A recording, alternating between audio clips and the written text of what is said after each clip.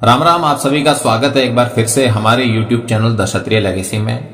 और आज हम बात करने जा रहे हैं महारानी जोधाबाई के बारे में। महारानी जोधाबाई जो कभी थी नहीं, लेकिन बड़ी सफाई से उसका अस्तित्व गढ़ा गया और हम सब झांसे में आ गए। जब भी कोई हिंदू राजपूत किसी मुगल की गद्दारी की बात करता है तो कुछ मुगल प्रेमियों द्वारा उसे जोधाबाई का नाम लेकर चुप कराने की कोशिश की जाती है। बताया जाता है कि कैसे जोधा ने अकबर की अधीनता स्वीकार की या उससे विवाह किया, परंतु अकबर कालीन किसी भी इतिहासकार ने जोधा और अकबर की प्रेम कहानी का कोई वर्णन नहीं किया।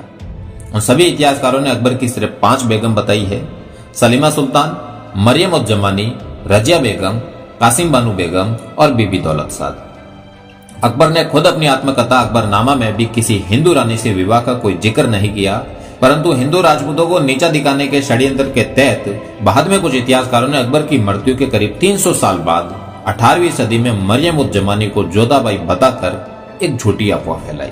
और इसी अफवाह के आधार पर अकबर और जोधा की प्रेम कहानी के झूठे किस्से शुरू किए गए, जबकि खुद अकबरनामा और जहांगीरनामा के अनुसार ऐसा कुछ भी नहीं था। 18वीं सदी में मरियम को हरकाबाई का नाम देकर हिंदू बताकर उसके मान सिंह की बेटी होने का झूठा पहचान शुरू किया गया।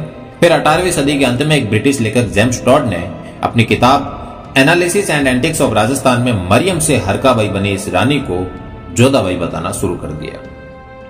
और इस तरह यह झूठ आगे आकर इतना प्रबल हो गया कि आज यही झूठ भारत के स्कूलों के पाठ्यक्रम का हिस्सा बन गया और जन जन की जुबान पर यह झूठ सत्य की तरह आ चुका है।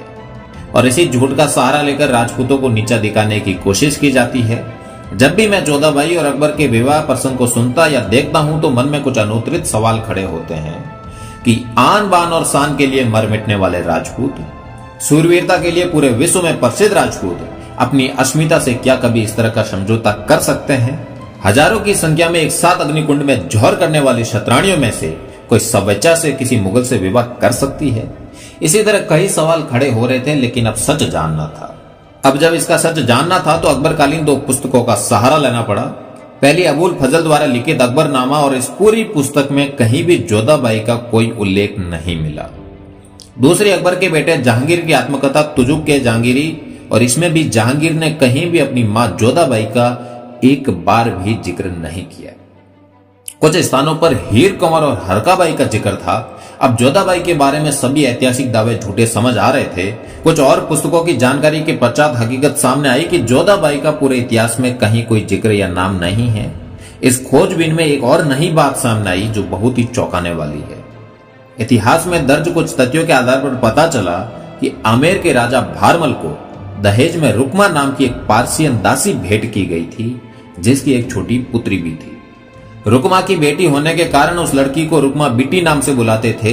आमेर की महारानी ने रुकमा बिट्टी को हीर कुंवर नाम दिया, क्योंकि हीर कुंवर का लालन पालन राजपुताना में हुआ, इसीलिए वो राजपूतों के रीति रिवाजों से भली भांति परिचित थी। राजा भारमल उसे कभी हीर कुंवरनी तो कभी हरका कहकर बुलाते थे।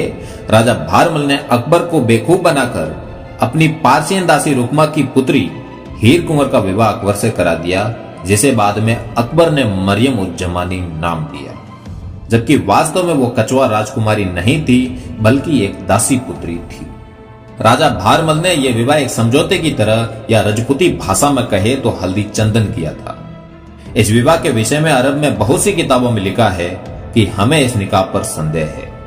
ईरान के मलिक नेशनल संग्रहालय एंड लाइब्रेरी में रखी किताबों में से एक भारतीय मुगल शासक का विवाह एक पारसियन दासी की पुत्री से करवाए जाने की बात लिखी है।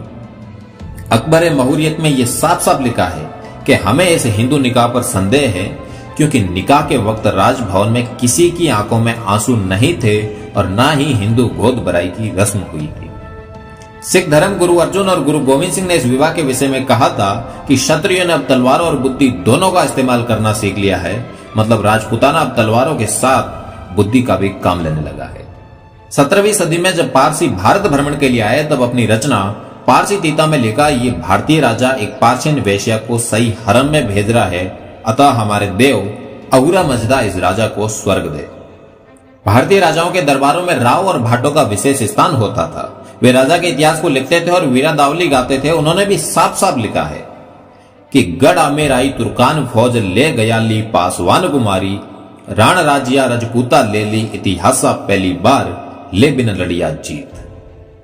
मतलब आमेर किले में मुगल फौज आती है और एक दासी की पुत्री को बया कर ले जाती है। हे रण के लिए पैदा हुए रजपूतों, तुमने इतिहास में ले ली बिना लड़े पहली जीत।